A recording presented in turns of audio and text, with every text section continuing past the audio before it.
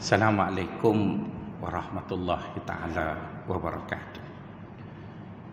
Innal hamdalillah nahmaduhu wa nastahdihi wa nastaghfiruh wa na'udzu billahi min syururi anfusina wa sayyiati a'malina. Man yahdihillahu fala mudhillalah wa man yudlil fala hadiyalah. Nashhadu an la ilaha illallah wa nashhadu anna Muhammadan abduhu wa rasuluh. Allahumma ja'alna minal ladzina yastami'una al-qawla fayattabi'una ahsana. Wa ba'd. Tuan-tuan sidang Jumaah yang dikasihi sekalian, kalau dilihat kepada firman Allah ini, dapatlah kita faham bahawa setiap masalah yang berlaku dalam hidup harus ditanya orang yang pakar dalam menyelesaikan masalah tersebut. Dan apabila disebut tentang pakar, maka pakar itu bukanlah bermaksud dia pakar dalam semua bidang ilmu, asalkan dia bergelar profesor ataupun dia bergelar doktor dan sebagainya. Sebaliknya, setiap bidang ada orangnya. Maka sebab itulah Allah Subhanahu wa taala berfirman, fas'alu ahladz dzikri in kuntum la ta'lamun. Bertanyalah kepada orang yang tahu jika kamu tidak mengetahuinya. Kadang-kadang tuan-tuan, ada orang dia menghadapi masalah bagaimana untuk berniaga. Maka mungkin dia merasakan bahawa perniagaan itu adalah suatu perkara yang datang daripada sokongan ghaib. Maka dia pun pergi bertanyalah kepada orang yang boleh membantunya, dan akhirnya dia tidak berjaya dalam perniagaan tersebut. Jadi oleh kerana itu tuan-tuan, apabila kita menghadapi satu-satu masalah dan dari aspek mana masalah itu ingin kita selesaikan, maka di setiap aspek dan bidang itu ada orangnya. Misalnya kita bercakap mengenai ekonomi. Oleh kerana kita berada di zaman pasca Covid dan kita baru saja melepasi 2 tahun yang memenatkan, iaitu 2020 dan 2021. Saya rasa 15 tahun yang lalu kita semua begitu optimis dengan nombor 2020. Kita rasa 2020 kita dah naik kereta terbang. Tapi pada ketika itu, kalau ada orang kata 2020 kita dah tak boleh keluar rumah, tak ada siapa yang percaya dan orang akan kata kita gila. Tetapi 2020 yang telah berlalu, sememangnya kita dikurung, duduk berada di rumah, ekonomi teruk dan sebagainya, maka kita terpaksa lalui. Jadi dengan apa yang kita lalui itu tuan-tuan, boleh kita mengambil satu kesimpulan. Tak ada siapa yang boleh meramal sesuatu itu dengan pasti. Walaupun pada ketika itu kerajaan begitu yakin bahawa 2020 Malaysia akan ada kereta terbang, duit kita adalah termahal dan sebagainya, tetapi lain pula yang berlaku. Jadi berasaskan kepada itu tuan-tuan, kita terpaksa menempuh 2022 ini dengan sesuatu yang amat berat. Jadi kalau tuan-tuan bertanya bagaimana saya nak tambah rezeki saya, jika tuan-tuan bertanya soalan tersebut, maka tuan-tuan ada beberapa jawapan. Pertama, jika tuan-tuan ingin jawapan itu datang daripada pakar ekonomi, maka janganlah tanya ustaz di masjid, kerana ustaz tak tahu termasuk dengan saya. Saya juga tak tahu. Maka pergilah tanya pakar ekonomi. Tapi masalahnya ialah pakar ekonomi pun tak mampu nak mengeluarkan kita dalam kemelut ekonomi yang ada. Maka tuan-tuan pun bertanyalah kepada orang politik. Orang politik jawapannya mudah, iaitu segerakan pilihan raya. Maka selesailah masalah. Tapi kita rasa mungkin tak selesai juga. Akhirnya tuan-tuan pun datanglah ke masjid dan tuan-tuan tanya ustaz. Jadi bila tuan-tuan bertanya pada ustaz mengenai bagaimana nak menambah rezeki, pastinya lah si ustaz itu akan menjawab soalan itu berasaskan apa yang agama sebut, apa yang Nabi sebut. Kalau tuan-tuan tak nak percaya, itu terpulang pada tuan-tuan. Tapi Al-Quran ada sebut begitu, hadis Nabi ada sebut begitu. Jadi setidak-tidaknya apa salah kita dengar apa kata Al-Quran. Kenapa saya kata begitu? Kerana apa yang disebut oleh pakar ekonomi pun tak menjadi juga. Jadi sekarang kita sudah hilang kepercayaan, nak percaya kepada teori ekonomi pun tak bergerak, nak percaya kepada pakar motivasi pun memang tidak bermotivasi. Maka tinggal lagi kita bertanya kepada agama kita. Kalau tuan-tuan baca Al-Quranul Karim dan juga hadis Nabi, tuan-tuan akan ketemui bahawa Allah Subhanahu Wa Taala ada menyatakan kepada kita bahawa rezeki itu datang dari Allah. Usahanya datang dari kita. Maksudnya dia yang memberi, kita yang berusaha. Jadi apabila Allah yang memberi, kita yang berusaha, maka kita perlu tanya pada diri kita apa yang kita sudah usahakan. Dan setelah mana kita usahakan, kita akan tanya soalan yang kedua pula, betulkah yang kita usahakan itu seperti yang dia mahu? Maka selepas itulah baru kita bertanya apa yang akan dia beri. Yang menjadi persoalan pada hari ini tuan-tuan, kita tidak pernah dengar apa Allah kata tentang rezeki dan kita dengar orang lain yang cakap. Kemudian bila kita tidak dapat apa yang kita nak, maka kita marah dengan Tuhan. Kenapa saya tak dapat? Kenapa orang Islam tak dapat? Kenapa orang tu tak dapat? Kenapa orang lain dapat? Kenapa bangsa lain dapat? Kenapa agama lain dapat? Jadi kita begitu biadab dengan Allah kerana kita tak pernah tanya pun dia. Malah kalau ditanya, apa yang Allah sebut kalau ingin dapat rezeki? Kita pun tak tahu. Jadi bila kita tak tahu, bermaksud pastinya lah apa yang kita buat itu mesti tidak bertepatan dengan apa yang dia mahu. Jadi oleh kerana itu tuan-tuan, bila tuan-tuan duduk dalam masjid ni, biarlah saya bercakap atas nama apa yang Allah Ta'ala sebut tentang rezeki. Kalau tuan-tuan nak percaya, tak nak percaya pun terpulang kepada tuan-tuan. Setidak-tidaknya saya dah beritahu. Nanti bila tuan-tuan keluar masjid, tuan-tuan tanyalah orang lain yang tuan-tuan yakini pula. Dan tuan-tuan tengoklah mana yang menjadi dalam merubah nasib kita tadi tuan-tuan. Tuan-tuan dan puan-puan yang tuan-tuan sidang Jumaat yang dikasihi sekalian. Allah Subhanahu Wa Taala apabila dia mengurus takbir alam ini, maka Allah meletakkan alam ini di bawah satu sistem. Walaupun Allah Subhanahu Wa Taala boleh lakukan apa saja dan dia tidak terikat dengan sesiapa pun, tetapi dia adalah Tuhan yang dihormati, disegani, berwibawa. Maka bila dia berjanji, dia tidak akan memungkiri janji. Allah menyebut innallaha la yukhliful mi'ad. Sesungguhnya Allah tidak menyalahi janjinya. Wa man asdaqu minallahi haditha. Siapakah yang lebih benar bicaranya lebih daripada Allah Subhanahu Wa Taala. Apabila Allah menyatakan begitu, bermaksud kita sebagai orang Islam, sebagai orang yang beriman, pastinya lah mempercayai akan kenyataan itu. Tetapi bila melihat kepada realiti, kita dapati semacam ada benda yang tidak kena dengan apa yang dijanjikan itu. Maka pada ketika itu kita harus bertanya, di mana silapnya?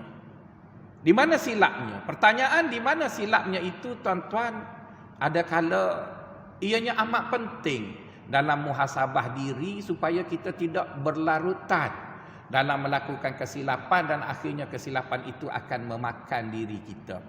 Maka sebab itulah kadang-kadang dalam hubungan kita dengan kawan-kawan, hubungan kita dengan isteri, hubungan kita dengan keluarga, ada baiknya kita bertanya kenapa hubungan kita ini hambar dan di mana tak kenanya. Jika kita mengetahui tak kena itu pada peringkat awal, maka pastinya proses koreksi itu tidaklah begitu sukar. Tetapi kalau ianya sudah berlarutan dan begitu lama, maka sukar untuk diperbetulkan. Jadi persoalan sekarang ialah Allah banyak berjanji dalam Al-Quran. Allah banyak berjanji dalam Al-Quran, di mana antara janji Allah, wa ma kana lil mu'minin wala mu'minatin wa ma man kana, Allah Taala berfirman dalam innal ladzina amanu wa amilus solihat ulaika lahum jannatun tajri min tahtihal anhar. Dalam ayat yang lain di mana Allah menyebut mana-mana lelaki dan wanita yang beriman dan beramal soleh, Allah akan berikan kepada mereka kehidupan yang baik.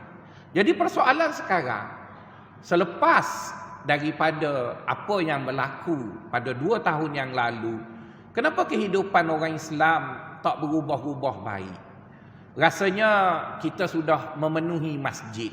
Mujurlah masih ada jarak yang diizinkan. Kalaulah tak ada jarak sekalipun, saya rasa kita akan penuh ke masjid. Kerana kita mahu Allah Ta'ala membetulkan keadaan kita. Kita mahu Allah Subhanahu Wa Ta'ala menambahkan rezeki kita dan sebagainya. Maka kita harap dia tunaikan janjinya. Seolah-olah semacam ada satu tagihan kita dengan Allah. Ya Allah, kami mari masjid ni kami susah. Kami berada dalam satu dilema yang begitu panjang. Dan ancaman COVID masih tidak berkesudahan. Ekonomi sudah berada di hujungnya. Macam mana kami ingin keluar dan sebagainya dan sebagainya. Jadi tuan-tuan, apabila kita meminta, mengharap, kita menagih, tiba-tiba kita rasa orang yang kita minta, orang yang kita harap, orang yang kita tagih itu macam diam membisu. Jadi di sana tuan-tuan harus kita bertanya kembali. Adakah Allah sudah tidak mampu menunaikan janjinya? Adakah Allah sudah habis bajetnya seperti mana habis bajet kerajaan kita? Ma'azallah, mana mungkin sangkaan itu boleh berlaku. Allah tak habis bajetnya. Allah tidak memungkiri janji. Jadi kalau Allah tidak pernah habis bajetnya dan dia tidak pernah memungkiri janji, mesti ada benda yang tak kena. Jadi untuk memudahkan sahabat-sahabat dan sidang jemaah berfikir dengan betul, maka saya bawa satu janji Allah secara khusus kepada baginda sallallahu alaihi wasallam dan kita lihat apa yang berlaku. Di mana Allah berfirman di dalam Al-Quranul Karim kepada para sahabat dan juga baginda sallallahu alaihi wasallam. Kata Allah, wa ma kunna nu'azzibahum wa anta fihim. Wa ma kunna nu'azzibahum wa anta fihim. Yang bermaksud, wahai para sahabat, kamu jangan risau. Kami iaitu Allah tidak akan mengazab kamu selagi baginda sallallahu alaihi wasallam bersama kamu. Jadi tuan-tuan, kenyataan itu cukup menyeronokkan. Kalau Nabi masih ada dengan kita sekarang, wah, cukup seronok. Macam seronoknya orang Yahudi apabila mereka ada tabut, iaitu satu peti suci yang mana setiap kali orang Yahudi pergi berperang, mereka akan bawa peti itu dan setiap kali mereka bawa peti itu, mereka akan menang. Mereka cukup seronok adanya tabut tadi. Maka pastinya lah, kalau Nabi ada dengan kita sekarang, kita akan rasa gembira sebab Allah ada janji, wa ma kunna nu'adzibahum wa anta fihim. Kami tidak akan mengazab mereka-mereka yang bersama dengan Rasulullah. Nah, apabila kita dengar kenyataan itu, mari kita pergi kepada kehidupan sebenar baginda sallallahu alaihi wasallam dengan para sahabat. Para sahabat sentiasa berada dengan Nabi. Kemana saja Nabi pergi, di situlah ada para sahabat. Nabi membina negara bandar di Madinah dan di sana para sahabat hidup dengan Nabi. Maka sepatutnya cerita orang Islam di zaman awal dulu adalah cerita yang menyeronokkan. Sebab sudah ada satu janji, kami tidak akan mengazab umat Islam selagi mana baginda sallallahu alaihi wasallam bersama dengan mereka. Jadi tuan-tuan, kita pun sepatutnya lah bila dah ada suatu jaminan seperti itu, maka bacaan kita di dalam sirah Nabi mestilah cerita yang seronok. Tetapi apabila kita membelek-belek buku sejarah, kita dapati bahawa baginda SAW pernah menang dalam satu peperangan yang tidak adil, tapi Nabi menang besar, iaitu peperangan Badar. Sebaliknya, apabila duit daripada kemenangan itu telah digunakan untuk membeli senjata, dan orang Islam telah mempunyai peralatan senjata dan kekuatan tentera yang jauh lebih kuat daripada keadaan mereka ketika perang Badar. Mereka sudah ada pedang, mereka sudah ada kuda, mereka sudah ada panah, mereka sudah ada baju besi. Duit-duit, semua peralatan itu diberi daripada rampasan perang yang mereka dapat semasa perang Badar, yang mana pada perang Badar mereka tak ada pedang pun, mereka hanya ada pelepah tamar, kuda yang mereka naik nak pergi ke medan perang pun terpaksa berkongsi 3 orang satu kenderaan. Tapi dalam perang Uhud, orang Islam dah cukup kuat, tuan-tuan. Walaupun mereka cukup kuat dan mereka telah mempunyai peralatan peperangan kalau tidak lebih pun setara dengan musuh, tapi apa yang menyedihkannya, mereka kalah. Dan bukan kalah biasa, kalah sehingga baginda sallallahu alaihi wasallam patah giginya, berdarah tubuh Nabi. Kalaulah tidak kerana Nabi bertahan pergi ke bukit, nescaya baginda sallallahu alaihi wasallam akan wafat dalam peperangan itu. Maka kita pun bertanya, mana ya janji? Kan Allah sebut wa ma kunna nu'adzibahum wa anta fihim. Kami tidak akan mengazab orang Islam selagi mana Muhammad bersama kamu. Sekarang bukan orang Islam je yang kena, Nabi pun kena juga. Mana ya? Dan nampaknya tuan-tuan, bukan sekali orang Islam kalah. Kemudian mereka berperang balik. Setelah mereka berperang, mereka dapat kemenangan, dan setelah mereka dapat kemenangan kedua, peperangan kali keempat mereka kalah pula. Wa yauma hunaini iz a'jabatkum kasratukum wa lam tughni ankum syai'an man tughni ankum minallahi syai'a. Sekali lagi umat Islam kalah sedangkan Nabi bersama mereka, Nabi mengetuai peperangan tersebut. Maka kita berhenti setakat itu ceritanya dan kita bertanya, dalam masalah ini siapa yang salah? Adakah Allah berjanji macam manifesto parti politik? Takkan tuan-tuan nak kata begitu, tuan-tuan. Allah tak mungkin janji-janji kemudian dia kata ini bukan manifesto. Manifesto bukan Quran. Dia takkan kata begitu, tuan-tuan. Quran ialah Quran lah. Jadi saya tak sanggup nak mengatakan bahawa dalam kes itu, iaitu kes Uhud dengan kes Hunain, Allah tak betul. Saya tak akan kata. Tuan-tuan nak kata itu terpulang. Habis di mana silapnya? Silapnya mari kita tengok apa yang telah dibuat oleh orang yang bersama dengan Nabi. Walaupun sudah ada janji-janji yang memberi sokongan kepada Nabi, tapi tuan-tuan, bila umat Islam itu melakukan kesilapan walaupun kecil, maka kesilapan itu sepatutnya dipersalahkan dan menjadikan umat Islam tidak layak menerima bantuan. Ketika mana umat Islam berada dalam keadaan begitu tidak akan menang mengikut perkiraan seni perperangan, tapi oleh kerana umat Islam tidak melakukan kesilapan, walaupun tidak dijangka mereka akan menang, mereka tetap menang. Tapi walaupun mereka mempunyai perkiraan untuk menang, di mana mereka mempunyai kekuatan setara dengan musuh, tapi apabila mereka silap, maka kekuatan itu tidak dipandang oleh Allah dan mereka tidak akan dibantu. Mari kita lihat ya, dalam peperangan Uhud, berapa ramai tentera Islam yang terlibat dalam perang. Tentera Islam yang terlibat dalam perang masa perang Badar sekitar 300 orang. Tentera Islam yang terlibat dalam peperangan Uhud ada 1000 orang. Jadi kalau mereka ada 1000 orang, yang tak dengar cakap Nabi tak ramai, 50 orang. Iaitu yang jadi pemanah yang duduk ke atas bukit itu. Nabi kata, kamu jangan turun walau apa pun berlaku. Kamu duduk kat sini dan kamu panah musuh walau apa pun berlaku. Disebut kataan walau apa pun berlaku, jangan turun, duduk di sini. Jadi tuan-tuan, bilangan tentera ada 1000 orang, yang engkar perintah 50 orang je. Saya pun tak pandai sangat matematik, tapi kalau pakai kalkulator pandailah. Jadi bermaksud 50 orang dari 1000, berapa ya Kapten? Mungkin 1.6% je kan? Tak sampai 10% pun.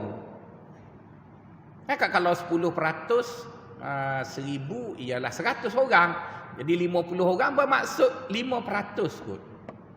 5% orang je yang engkar perintah Nabi, maka orang Islam dah tak layak dapat bantuan. Dan kekalahan itu bukan pada 50 orang tu. Dia kena semua, tuan-tuan. Jadi fahamlah kita bahawa cara Allah mengurus kita umat Islam, itu caranya. Di mana Allah SWT tidak pernah mungkir janji, dan Allah Ta'ala tidak pernah kehilangan kuasa ataupun bajet untuk tolong kita. Dia sentiasa ada, dia maha kaya, dia maha berkuasa, dia maha segala-galanya. Apa yang kita perlu dia boleh beri. Tapi dengan syarat, setiap kita mesti bertanggungjawab untuk melakukan sesuatu yang betul. Setiap kita mesti bertanggungjawab untuk melakukan yang betul. Maka marilah kita tanya diri kita masing-masing, tuan-tuan. Pernahkah kita mempunyai item untuk kita koreksi bahawa kita ini betul ke? Kita ini betul. Kalau nak dibuat item untuk kita tik, kita betul ke tidak dalam gaya hidup kita, dalam cari rezeki dan sebagainya, maka kita ada beberapa benda yang diberi penanda aras oleh Allah. Mari saya sebut satu penanda aras yang Allah sebut pada kita yang mari masjid. Yang tak mari masjid saya tak perlu sebut sebab mereka tak dengar pun. Baik saya sebut yang mari masjid, tuan-tuan. Mari kita baca ayat ini dalam Al-Quran. Tuan-tuan boleh sahkan bahawa dia memang datang Quran.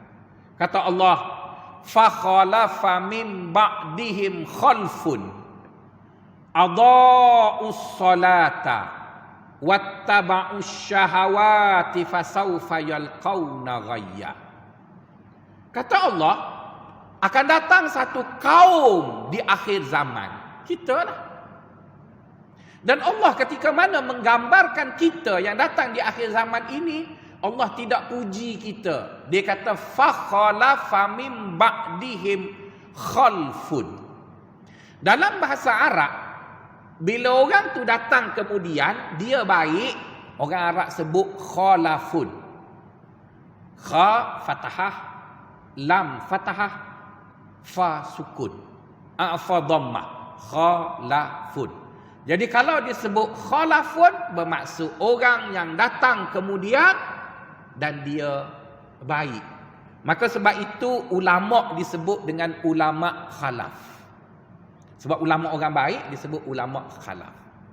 Tapi kalau orang itu datang kemudian juga, tapi dia tak baik, Allah sebut khalfun, iaitu kha fathah, lam sukun, fa dhammah, khalfun.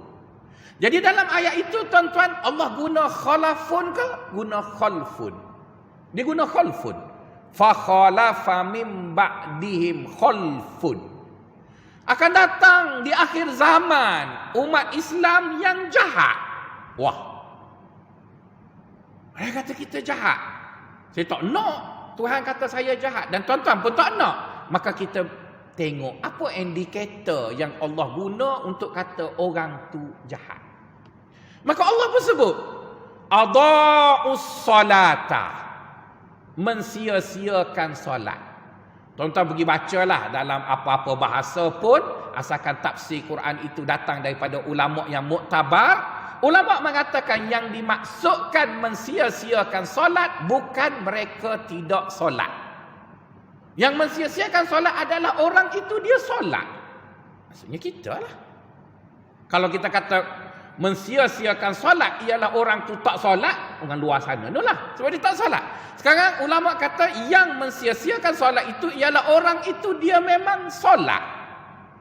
Wah, solat kita pun, wah, kena kat kita ke? Maka kita tanya lagi para ulama. Apa yang dimaksudkan dengan orang yang mensia-siakan solat sedangkan dia solat? Maka kata para ulama, orang yang solat tetapi dia dalam solatnya itu dia tak tahu kenapa dia solat.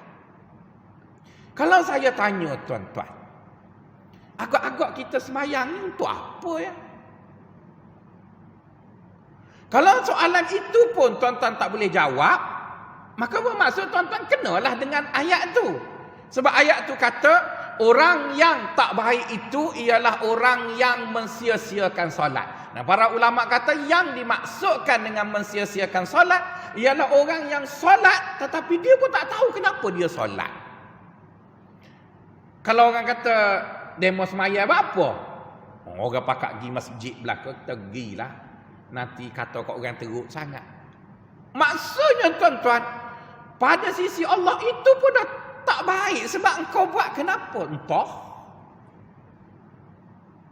Kita tak tahu kita buat semayang tu kenapa. Maka Allah pun sebutlah dekat kita. Tujuan aku suruh kamu solat ada dua. Allah sebut dalam Quran. Pertama, aqimis solata li zikri. Dirikanlah solat itu kerana mengingati aku. Jadi bila kita mari masjid, tujuan kita nak ingat Allah. Itu tujuan kita. Jadi kalau tuan-tuan mari masjid, dengar khutbah punya enak sampai tertidur dan tak khabar tu imam baca apa, itu ada masalah, tuan-tuan.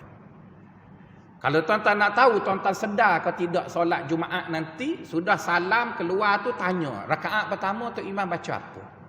Kalau tak boleh jawab, maksudnya tidurlah, tuan-tuan. Saya berani minta tuan-tuan, sini ada CCTV, cuba tuan-tuan tengok CCTV. Berapa ramai orang tidur masa khutbah sampai salam. Tuan-tuan tahu tak? Dalam hari Jumaat ini tuan-tuan, ada satu masa yang doanya mustajab sangat. Dan baginda SAW tidak menyebut masa tersebut. Cuma dia kata hari Jumaat ada satu masa, siapa yang mendapati masa itu, maka apa yang dia minta Allah kabulkan. Para ulama cuba menyenaraikan masa. Ada 5 masa. Dan masa yang paling sukar untuk kita berdoa ialah di antara iqamah dengan takbiratul ihram. Kenapa paling sukar? Sebab orang masih mamai, dia bangun tidur. Kan khutbah tidur paling sedap ialah masa khutbah tu.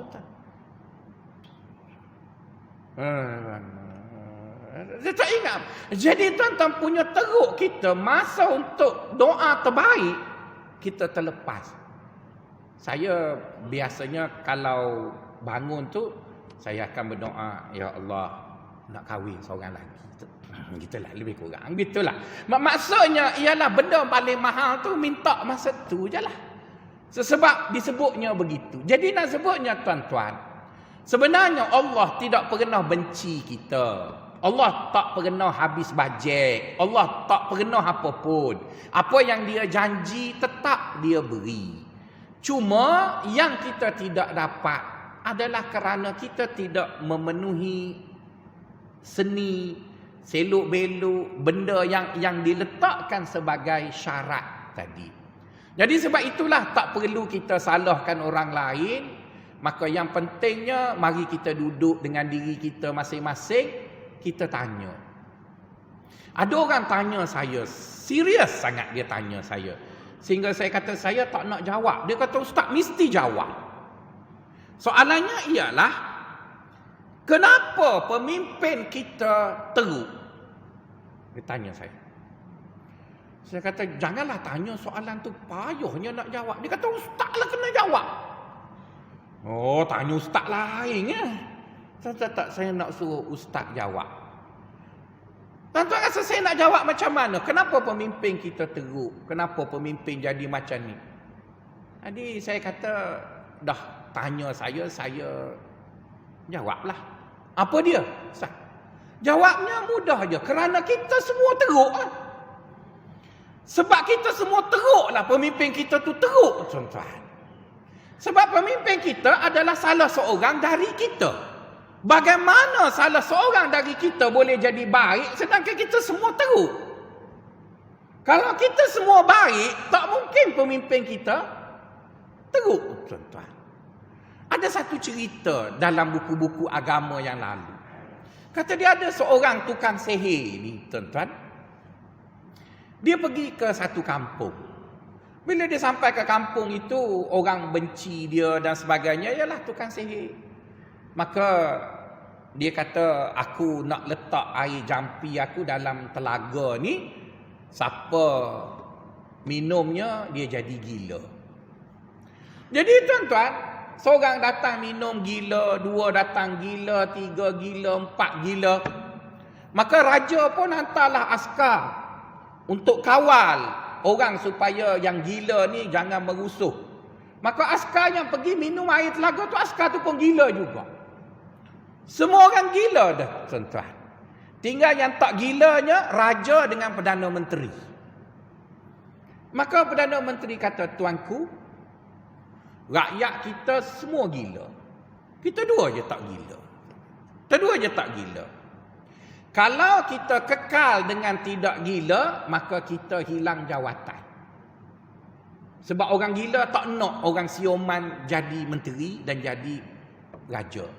Kalau kita nak kekal jadi raja dan menteri, maka kita kena gila supaya kita gila jadi raja untuk orang gila. Jadi akhirnya raja tu kata, ambillah air, minum dua tu. Maka dia pun kekal jadi raja kepada orang gila. Jadi itulah yang ada dalam masyarakat kita. Iaitu jika kita marah kepada orang atas kita, tak perlulah kita marah sana, marah sini. Cuba kita tanya, kita sendiri baik ke? Kita sendiri baik ke? Kalau kita baik, tuan-tuan, pastinya lah kita tidak akan viral orang baik. Sebab orang baik itu semua ada dekat kita. Pada hari ini, tuan-tuan, jika ada seorang buat baik, terus viral. Sebab dia seorang tu je jumpa, yang lain tak ada, tuan-tuan. Dia seorang tu je. Lepas tu lama-lama pula, yang baik tu pun tak baik juga sebenarnya, tuan-tuan. Jadi sebab itu, apabila orang bertanya kepada Saidina Ali, kita semua tahu kan, zaman Saidina Abu Bakar memerintah. Sebenarnya yang Abu Bakar perintah itu bukanlah baik semua dalam pemerintahan Abu Bakar. Tapi dengan sebab faktor-faktor tertentu, dan Abu Bakar pula memerintah selama 2 tahun, tak sempat nak nilai dia sebab tempoh pemerintahan pendek sangat. Maka Abu Bakar pun dipujilah, pemerintah yang berjaya, bla bla bla bla bla.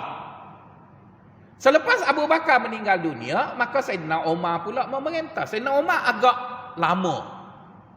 Tapi oleh kerana dia adalah seorang yang tegas, siapa cakap banyak kena pancung, maka orang tak bercakap.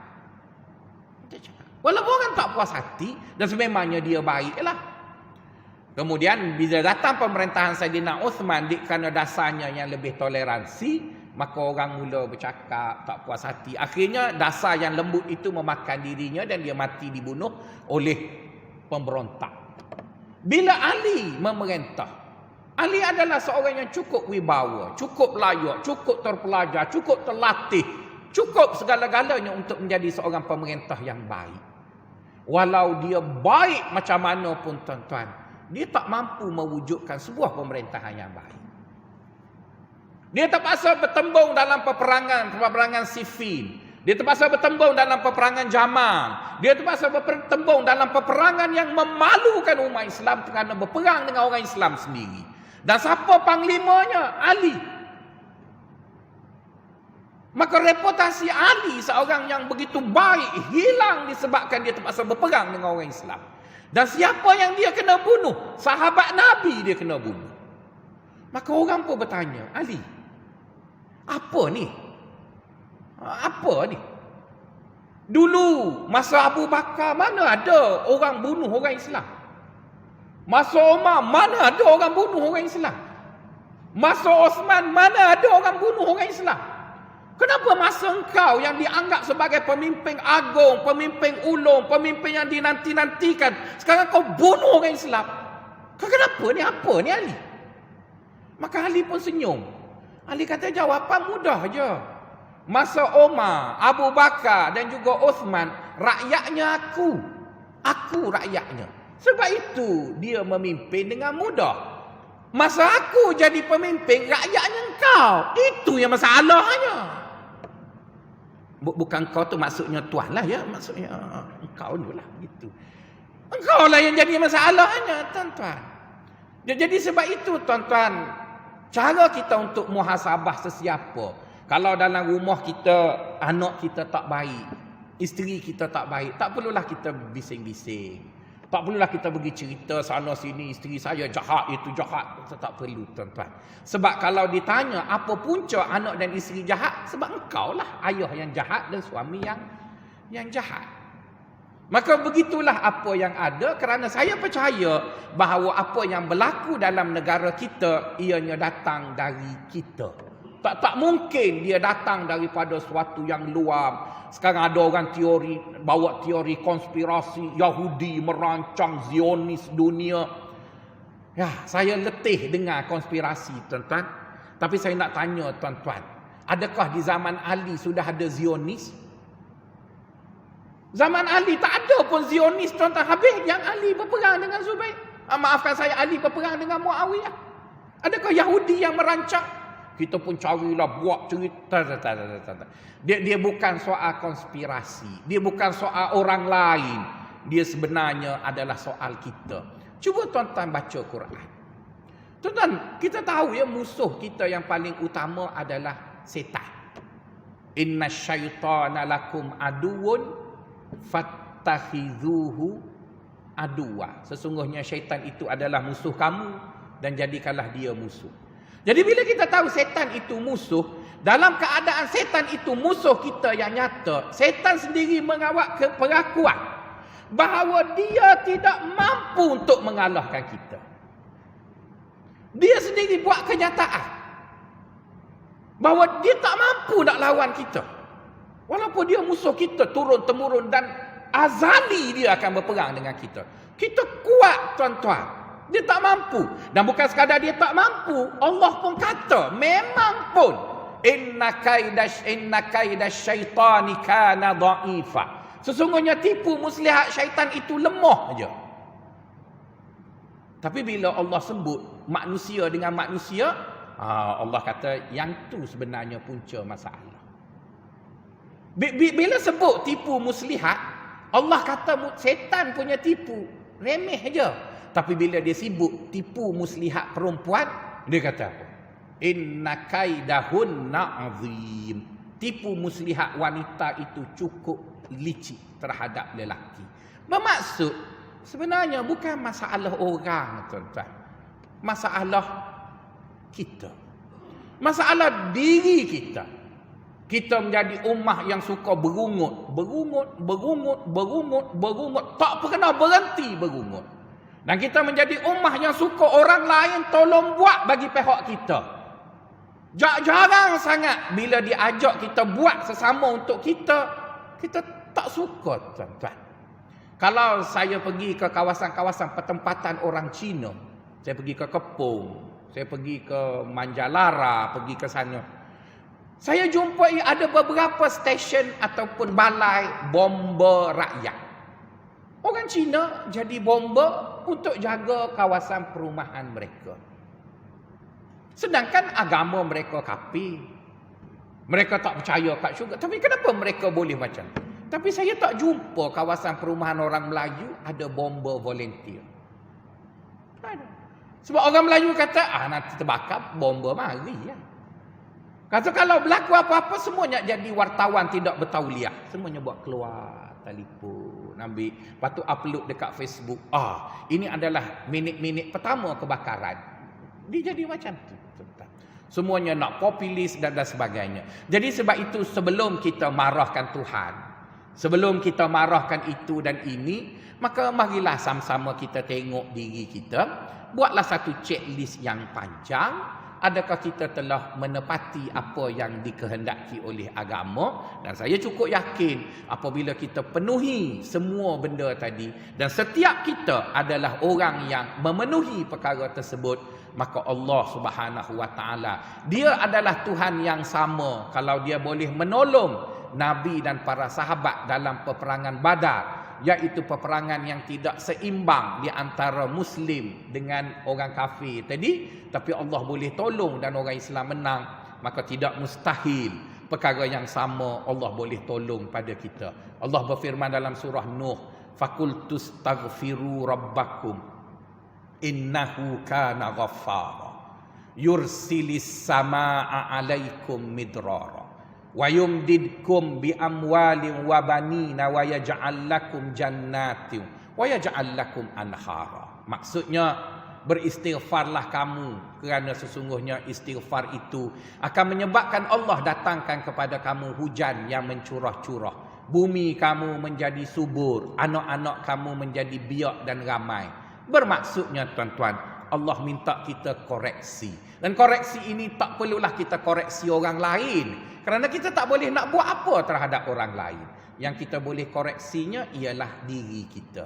Ambil satu kertas, catat beberapa perkara yang boleh kita tulis, dan kita tanya diri kita, aku dah buat ke belum? Aku dah buat ke belum? Aku dah buat ke belum? Saya yakin apabila kita mengenal pasti sedikit kesilapan kita, kelemahan, kepincangan yang kita ada, dan kita sama-sama memperbaikinya, saya cukup yakin bahawa kita masih belum terlambat, kita masih belum jauh, kita masih boleh memperbetulkan semua itu. Dan percayalah, bangsa ini adalah bangsa yang hebat, bangsa yang satu masa dahulu digeruni, ditakuti, yang telah mencipta satu sejarah umat Islam yang gemilang. Maka kalau itulah silsilah datuk nenek moyang kita, maka tidak mustahil juga untuk kita lakukannya. Kita tidak jauh sesat tuan-tuan, kerana mungkin ada sedikit silap sana sini, yang saya yakin jika silap sana sini itu kita perbetulkan, dan apabila kita berada pada landasan yang betul, maka percayalah Allah menyebut dalam Al-Quran, "Ala inna nasrallahi qarib." Sesungguhnya bantuan Allah itu telah hampir, dan tinggal lagi kita sempurnakan apa yang perlu kita sempurnakan. Maka Allah akan turunkan bantuannya, dan pada ketika itu kita akan kembali ke satu masa yang kita dahulu pernah dihormati, kita dahulu pernah disegani, kita dahulu pernah disanjungi. Apa yang menimpa kita hari ini masih boleh diperbaiki, asalkan setiap kita bersedia untuk membaiki diri kita, membenci apa yang sepatutnya kita benci, menyukai apa yang sepatut kita menyukai, mengkagumi apa yang sepatutnya kita kagumi. Bila semua itu kembali pada landasan yang betul, umat ini akan gemilang suatu hari nanti. Assalamualaikum warahmatullahi wabarakatuh.